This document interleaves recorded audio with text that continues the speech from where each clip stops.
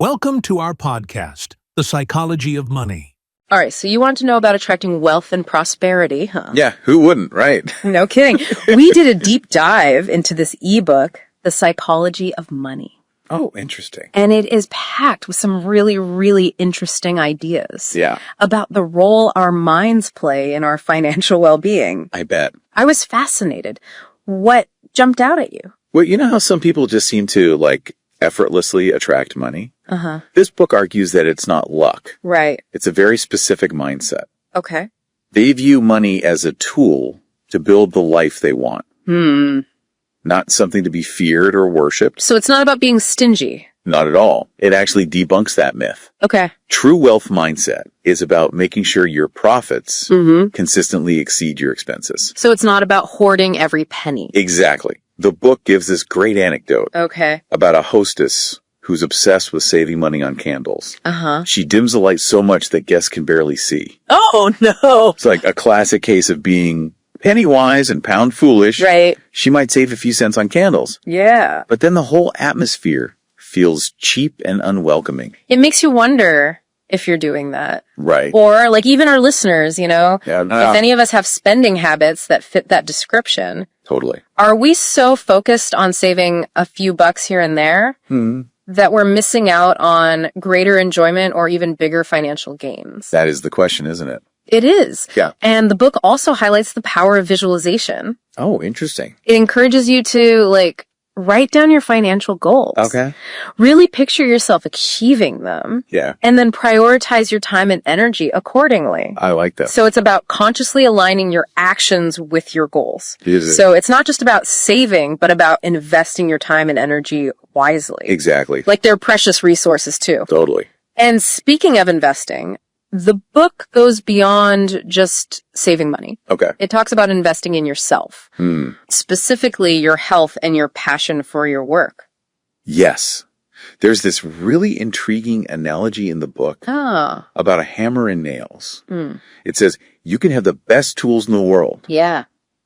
but they're useless if you don't know how to use them. Makes sense. And that's where understanding your strengths and talents comes in. Right. Because those are the tools. Exactly. Yeah. Knowing your strengths is like knowing which tools you have and how to use them effectively.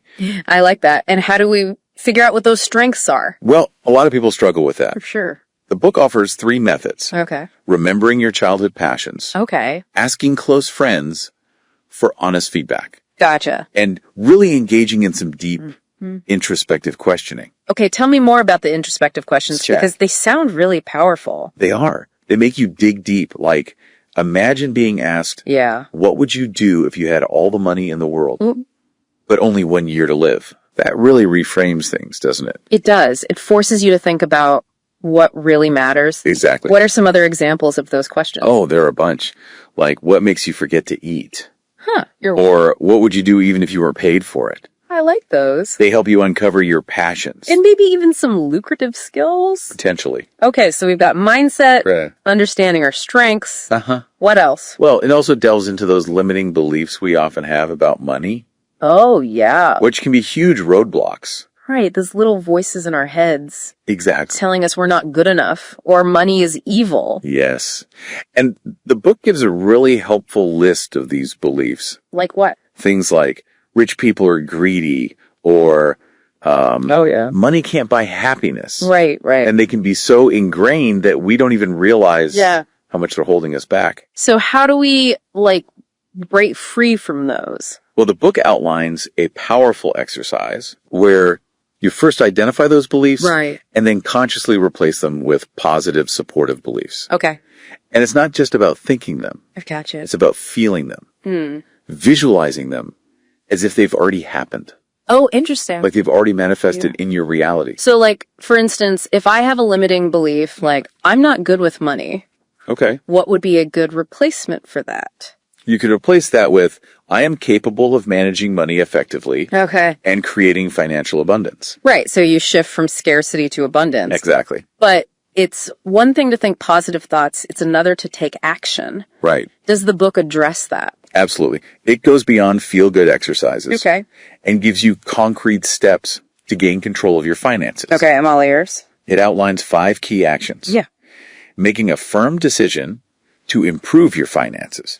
Setting a specific financial goal. Okay. Planning how you'll use that money. Yeah. Creating a detailed action plan to achieve that goal. Right. And finding support to stay accountable. Having that support system can be so crucial. It is. Especially when things get challenging. Totally. And the book really drives home the importance of commitment, doesn't it?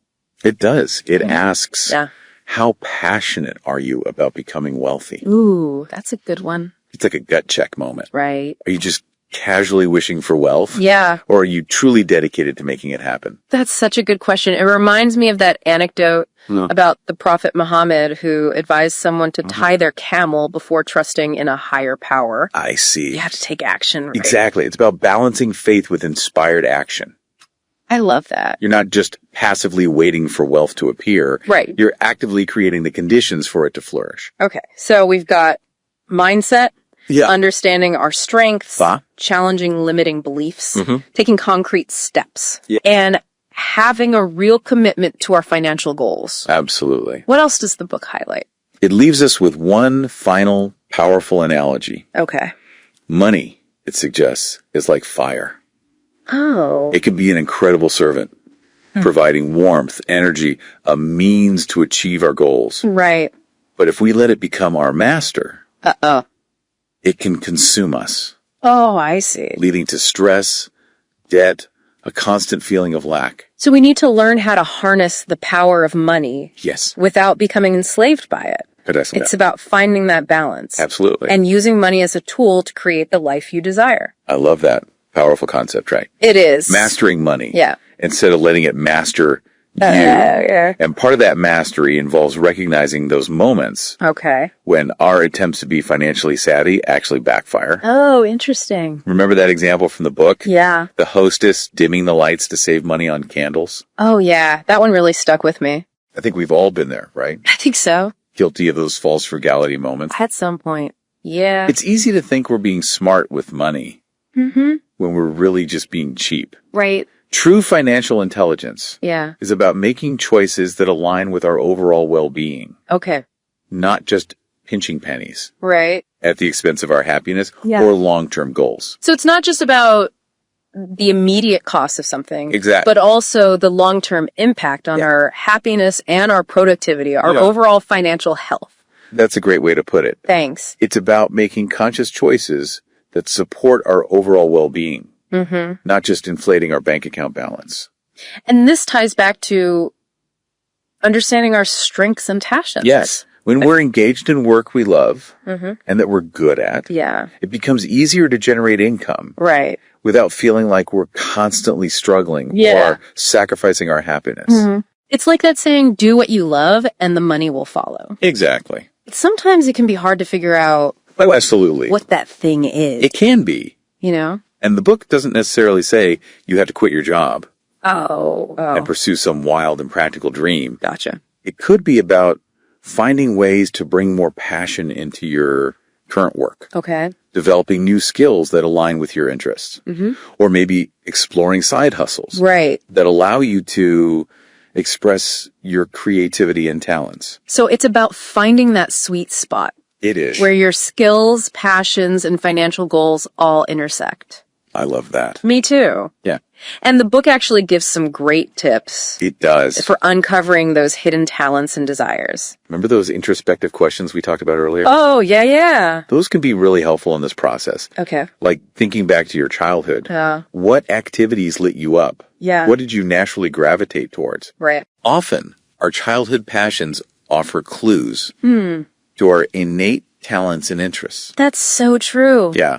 I used to spend hours writing stories as a kid. Oh, wow. And creating little plays. That's awesome. I totally forgot about that until just now. It's amazing how those early experiences can shape us. They really can. The book also suggests asking trusted friends and family members. Okay. For their honest feedback about your strengths. Interesting. Sometimes they can see our potential more clearly than we can. I can see that. And don't forget about those powerful introspective questions. Right. That one, what would you do if you couldn't fail? Oh, yeah. I liked that one. Really makes you think. It does. It makes you realize how much we limit ourselves. Absolutely. Without even realizing it. It's all about breaking through those self-imposed limitations. Yeah. and opening our minds to new possibilities. I like that. And once we've identified our strengths and passions, it becomes much easier to set clear financial goals. Right, because then they feel aligned with our true selves. Exactly. But speaking of setting financial goals, yeah, it can be kind of daunting, can't it? Oh, for sure. Especially if you're starting from a place of debt. Right. Or feeling financially insecure. Absolutely. But the book reminds us that even small, achievable goals can help build momentum and confidence. They can. It's about breaking down those big, overwhelming goals into smaller, more manageable steps. And celebrating those small wins along the way. That's such a good point. It is. It's easy to get discouraged if you're only focused on the big long-term goal. Totally. But celebrating those little victories can make a huge difference. They can keep you motivated. Yeah, it can. And the book also emphasizes planning. Right. Planning. Like planning how you'll use the money you earn. Oh, yes, absolutely. It's not just about accumulating wealth for the sake of it. It's not. It's about having a clear purpose for your money. Right. Whether that's paying off debt, investing in your future, pursuing your passions, or giving back to causes you care about. Exactly. It's about making your money work for you. It is. Not the other way around. I love that. And that brings us back to that analogy of money as a tool. Yes. When we have a clear vision for how we want to use our money, it becomes a powerful force for good. It does. For creating the life we desire. Well, it's no longer just about numbers in a bank account. Right. It's about the experiences, the opportunities, the impact we can create. I love that. But building wealth and creating that life we envision, it's rarely quick and easy. It's not, is it? It takes time and patience and a lot of perseverance. The book really emphasizes that point. It does. Building wealth requires patience, discipline, a willingness to keep going even when we face setbacks. So it's not about avoiding failure. Not at all. But about developing the resilience to bounce back. Exactly. Oh. And the book actually shares some incredible stories of people who overcame significant obstacles to achieve financial freedom. Like what kinds of obstacles? People who lost everything and had to start over. Oh, wow. People who faced discrimination, societal barriers, personal tragedies, self-doubt. And they still made it? They never gave up. Those stories are so inspiring. They are. They remind us that no matter what challenges we're facing, it's never too late to turn our financial situation around. Never too late. And it's important to remember that we don't have to go through this alone. That's so important. The book talks about the importance of finding support. It does. It's not about trying to do everything ourselves. It's about seeking out mentors, advisors, or even just supportive friends and family. Absolutely. Having that strong support system can make all the difference. It really can. It provides accountability. Yes. Motivation, a sense of community. It's like having a team of cheerleaders. Yes. Reminding you of your strengths, cheering you on even when you stumble. And speaking of stumbling, I love how the book normalizes those slip-ups we all have. It does. It reminds us that we don't have to be perfect to be successful with money. It's about progress, not perfection. I like that. Yeah, it's like giving ourselves permission to be human. Right. We're all going to make mistakes, and that's okay.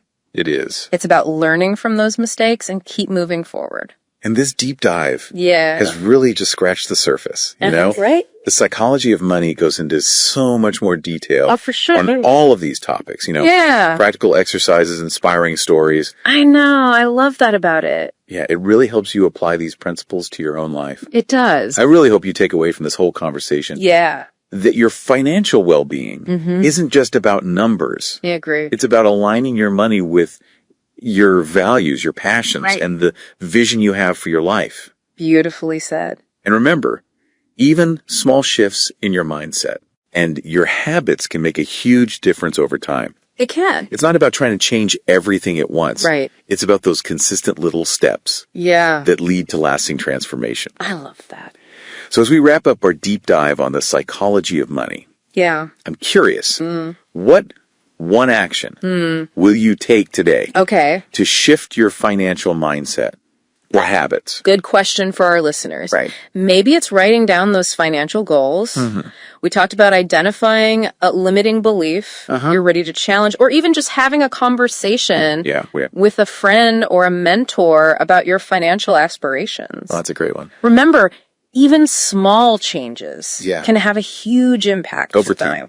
This deep dive was really just a starting point. It was. If you're intrigued by what we talked about today, I highly recommend checking out the full ebook. Oh, yeah, it's a great read. Lots of wisdom in there. So much good stuff. All right, that's it for our deep dive this week.